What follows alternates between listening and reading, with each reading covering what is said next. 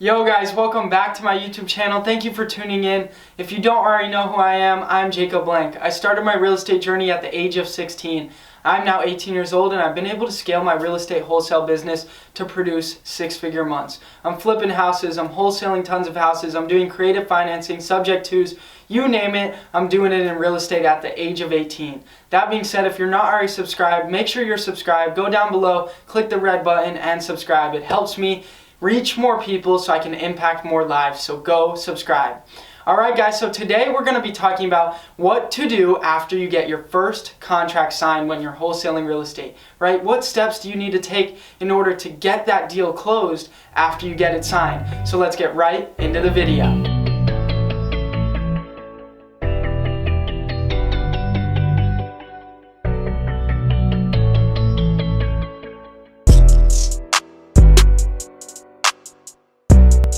Alright, so let's get right into it. What steps do you need to take once you get that contract signed to get it to the finish line, right? And sometimes it can be a challenge to get your deal to the finish line because in real estate, sometimes crazy things pop up. Liens, judgments, you name it. Things happen. But let's chat about a traditional, simple, easy deal. Just like my first deal was, it was super easy to get it from start to finish and get paid. We got to get paid. So once you get that contract signed, that doesn't mean you're going to get paid. Don't count your dollars too early because you still got a road to go to get that deal closed and to receive your check. So first, obviously, you're going to get that contract signed. You're going to negotiate with the seller. You're going to build rapport with the seller. You're going to walk them down the line, make sure they trust you, your company, and your product and service, and you are going to get them to sign your purchase contract for X price, all right? Now, you're going to send that contract to your title company. Super easy to find a title company. Just Google title company near me, call that title company, and reach out to them and say, hey, do you work with investors? Do you do wholesale deals? Do you do assignments? Make sure you're working with an investor-friendly title company. Now, you're going to email that contract to title. You're also going to send title the seller's contact information. That way, they can reach out to the seller and collect any information they need from the seller.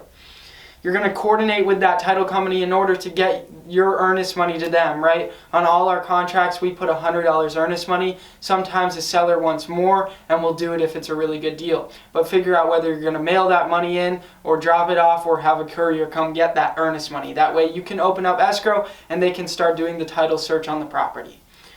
Schedule time to get pics of the property. You're going to reach out to the seller and ask them, hey, when can we set an appointment so I can come out and get pictures of the property?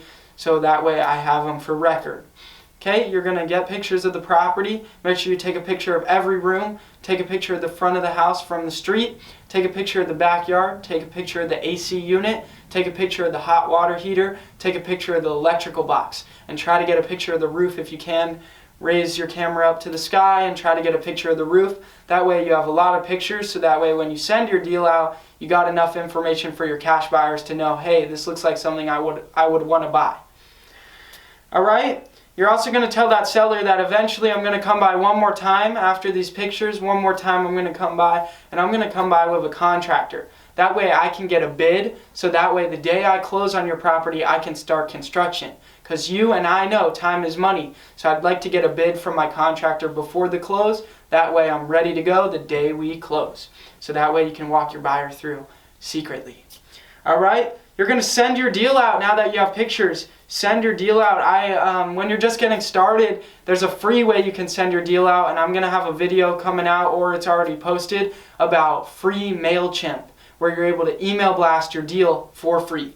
So send your deal out. You're going to email blast your deal out. Maybe you're going to text your deal out to a handful of cash buyers that you know.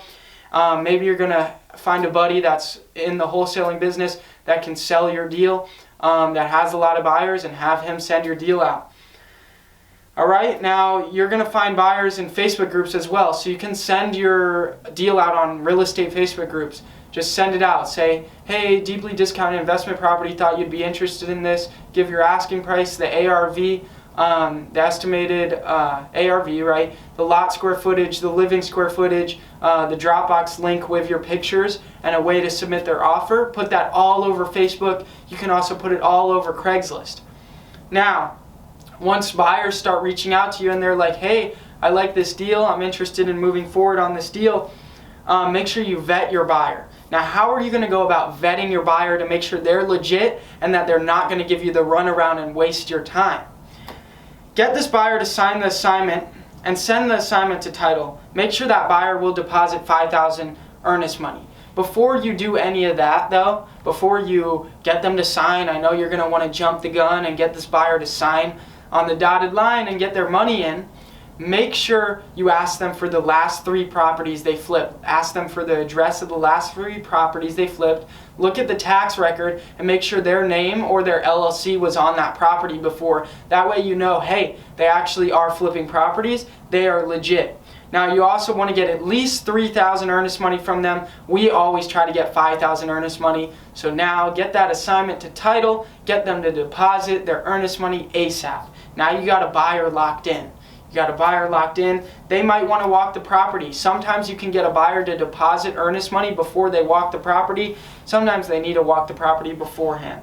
So do it either way. It's better if they deposit before, because then they really don't want to back out after walking it. They see it and they're like, ooh, it's a little bit more rough than I thought. Well, they have $5,000 tied up that they'll lose if they back out. So that's why you kind of want to try to get them to deposit before they walk it. But it's not always possible, right? It's not always possible. Most people do want to walk it beforehand. Unless you've built a relationship with that cash buyer where they trust you, you trust them, you're not trying to screw them over, so they'll deposit beforehand. Now you just wait till the close. Wait till the close, stay in touch with the seller, keep them posted that everything is going smoothly, keep in touch with your buyer, so that way you know they're ready to go, they're ready to perform, they're not getting shaky, they're not going to back out. Keep in touch with title, make sure title has everything they need, so that way if they need your help to get anything from the seller, you can coordinate to get them that.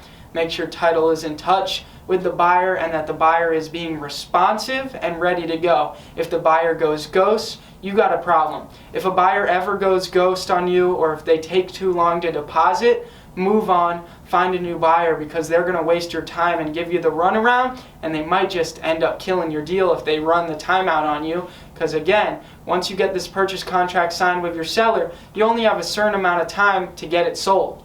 So if they take forever to deposit and then they disappear, now you just wasted a lot of time, and now you might only have a few days to sell the deal, and now you're running around like a chicken with your head cut off, which is not good. Not good at all. You're going to be stressed. More stressed than ever when a deal's falling apart in front of your face. So that's why you want to stay in touch with everyone. Make sure you're keeping posted, keeping tabs on everyone involved in the transaction. That way you know things are still moving forward to the finish line. It's always about getting the deal from point A to point B and closed. And sometimes it's a challenge, sometimes it's super easy. My first deal was super easy, my second deal was easy, my third deal was easy, and then after that I've had some really tough deals to get closed, but that's where you learn. You learn the most when a deal is really tough to get closed, because you start learning knowledge on different things you have to do, and obviously we learn from our mistakes, right? If a buyer gives us the runaround, next time we're plugging a buyer in, we know exactly what not to do to have that happen. Alright, but now we wait for the close. Your buyer is going to wire money or send money in early in the morning on the day of close. Seller's going to sign with a notary or at the title's office on the day of close. Your buyer's going to sign closing docs as well. And then by noon, the property should record at the county assessor's office.